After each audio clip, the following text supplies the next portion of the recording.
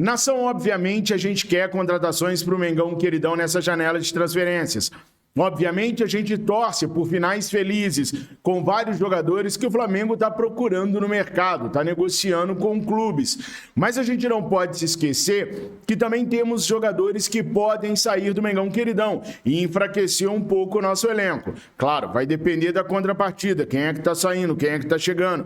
Hoje nós já falamos de Guilherme Varela, que o técnico Jorge Sampaoli já comunicou que não pretende utilizar muito.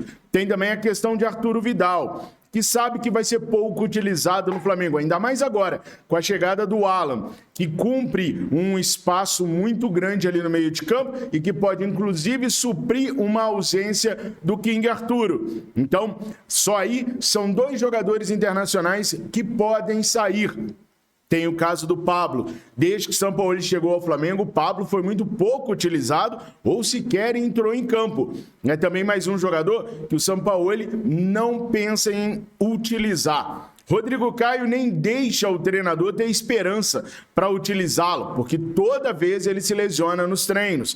Então, só nessa primeira leva, nós já vimos uma quantidade grande de jogadores, 2 estrangeiros, 2 brasileiros, que podem deixar a equipe por não serem bons o suficiente do ponto de vista do treinador rubro-negro. E aí, eu já pergunto para vocês, é uma boa o Flamengo aceitar a negociação para esses 4 jogadores? Varela, Rodrigo Caio, Arturo Vidal e o zagueiro Pablo? Coloquem aí nos comentários. Mas, além desses jogadores, joias, crias que estão se destacando podem sair do Mengão queridão também. São os casos, por exemplo, de Matheus França e Vitor Hugo.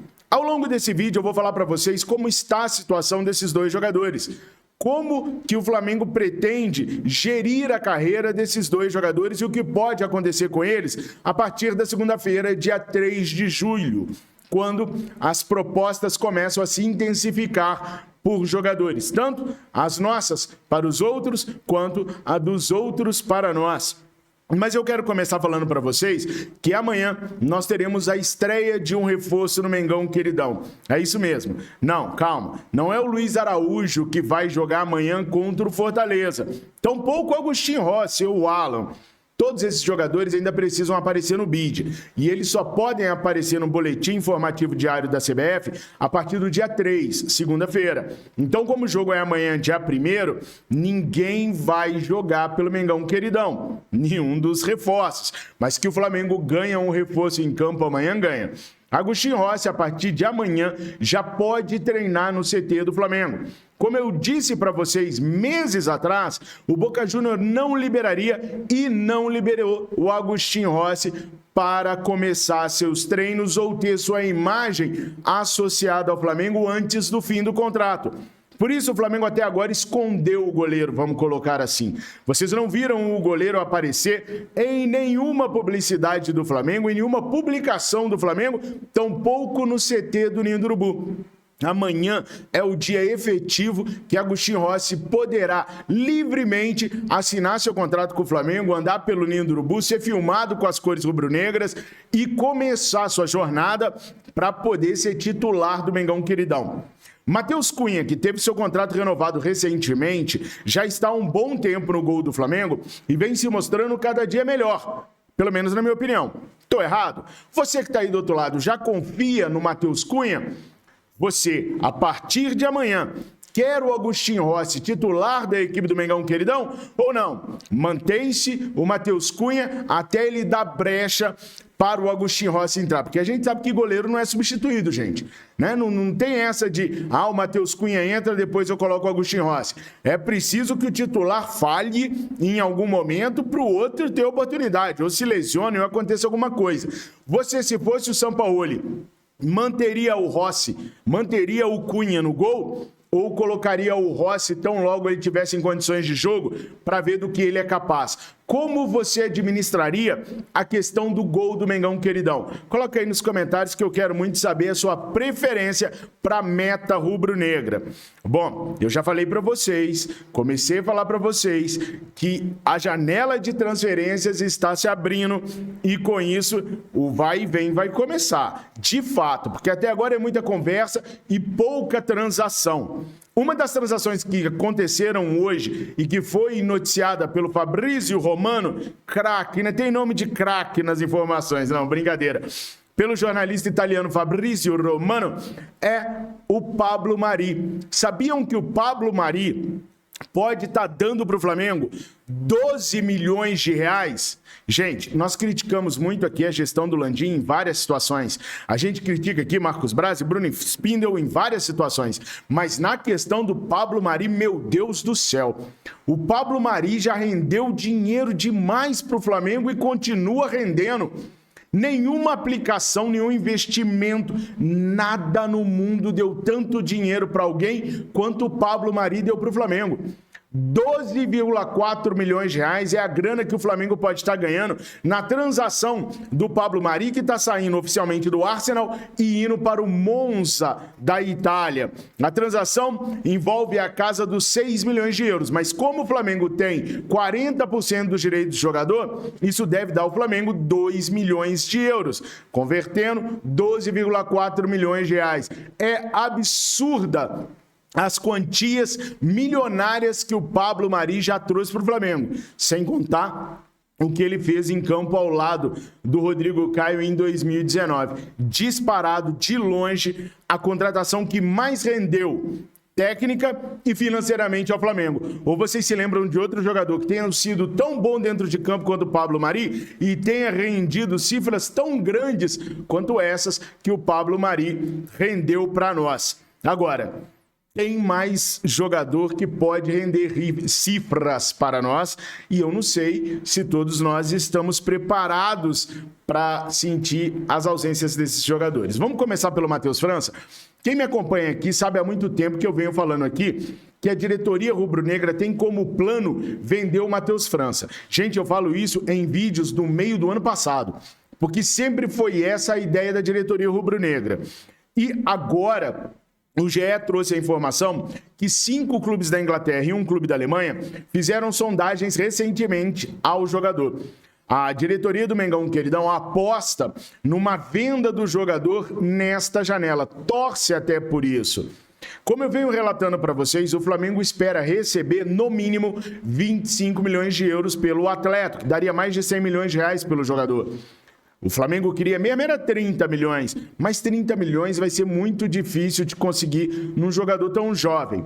O Matheus França não deve estar de novo em campo amanhã contra o Fortaleza. Por quê? Como há muitas sondagens em cima do atleta e ele está com um probleminha no pubis, o Flamengo quer que ele fique 100%. Por quê? Porque em algum momento um desses clubes vai fazer a proposta e vai querer exames desse jogador. Então o Flamengo não quer correr o risco de ter a proposta em mãos, mas não ter o jogador 100%. Então o Flamengo está resguardando o jogador e só vai liberá-lo para jogos do Flamengo quando o jogador tiver 100% bem mesmo. Quando o jogador não tiver resquício de dor nenhuma, nem possibilidade de apresentar nada de errado em nenhum exame de algum clube que algum clube possa vir a pedir pelo atleta. Por isso, nós não vimos o Matheus França, acho que desde o dia 8 deste mês de junho que a gente não vê o Matheus França em campo, porque o Flamengo está tomando todo o cuidado do mundo para que na hora que aparecer a proposta oficial, porque por enquanto foram só sondagens, o Flamengo possa vender o jogador sem mais problemas. Agora, um outro jogador que nem estava nos planos do Flamengo ser vendido, nem da torcida rubro-negra, mas que pode sair também é o Vitor Hugo. Começou-se a especular lá na França que a equipe do Lyon sondou o Vitor Hugo junto ao Flamengo. Mais uma vez, não há uma proposta oficial da equipe francesa para o Flamengo, mas os caras sondaram sim o Flamengo e o staff do Vitor Hugo, e pode ser que a gente perca esse jogador que está crescendo no Flamengo agora para os franceses. Claro, tudo aí vai depender da proposta, da negociação, mas se tem uma coisa que a diretoria rubro-negra não vê com maus olhos, é a relação de vender os jogadores, principalmente quando são os crias do Flamengo. Então se preparem, nação, porque pode acontecer uma venda do Vitor Hugo ainda nessa janela. Se for uma venda boa, se forem bons valores, você toparia ou você gostaria que o atleta permanecesse no Mengão Queridão por mais tempo, para poder mostrar mais o seu valor, para poder mostrar mais o seu talento?